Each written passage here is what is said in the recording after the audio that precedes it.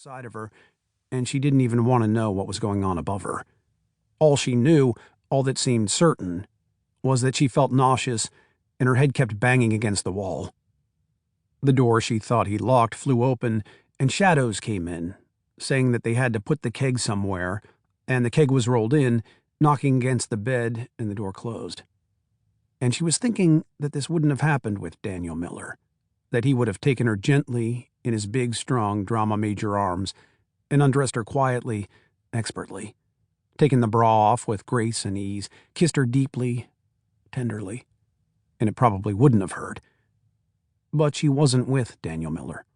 She was there with some guy from New York whose name she didn't know, and God only knows who else.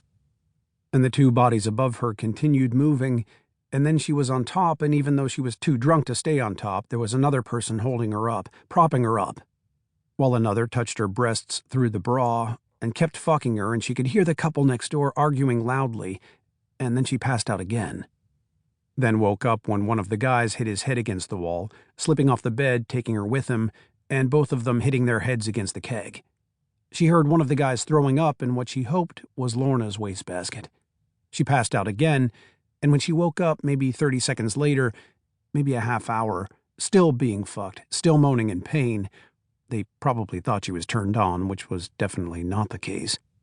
She heard someone knocking on the door. She said, "Answer it. Answer it." Or at least that's what she thinks she said.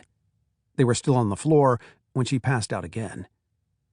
She woke up the next morning, early, on the bed for some reason, and the room was cold and reeked of vomit, the half-empty keg leaking onto the floor.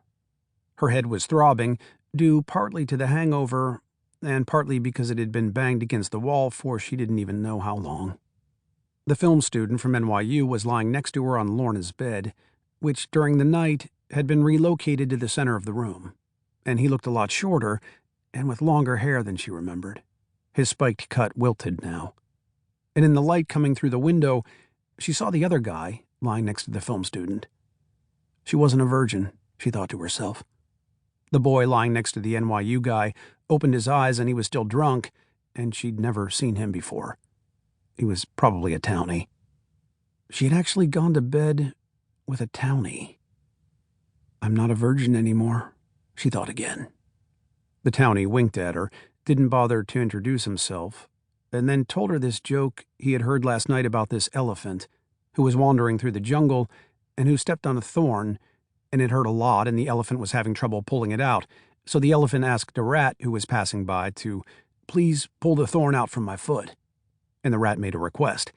Only if you let me fuck you.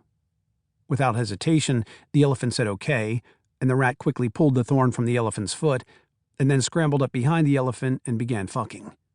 A hunter passed by and shot the elephant, who then started to moan in pain. The rat, oblivious to the elephant's wounds, said, "Suffer, baby, suffer," and kept on fucking. The townie started laughing, and it was a joke she wished she would forget, but it has stayed with her ever since. It was beginning to dawn on her then that she didn't know which one she had, technically, lost her virginity to. Though odds were good that it was the film student from NYU and not the townie, even though that seemed to be beside the point for some reason, on this post-virginal morning. She was vaguely aware that she was bleeding, but only a little. The guy from NYU burped in his sleep. There was vomit. Whose? All over Lorna's trash can. The townie was still laughing, doubled up naked with laughter. Her bra was still on. And she said to no one, though she had wanted to say it to Daniel Miller, "I always knew it would be like this."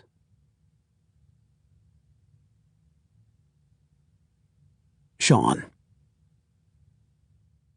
The party's starting to end. I get to Wyndham House right when the last keg is being tapped. The deal in town went okay, and I have some cash, so I buy some weed from this freshman who lives in the card room and booth, and get high before coming to Thirsty Thursday. There's a quarters game going on in the living room, and Tony's filling a pitcher with beer. I ask him, "What's going on?" "Hey, Sean, lost my ID. Pub's out," he says. "Bridget's got the hots for that guy from L.A. Want to join in?" "It's okay," I say. "Where's the cups?" "Over there."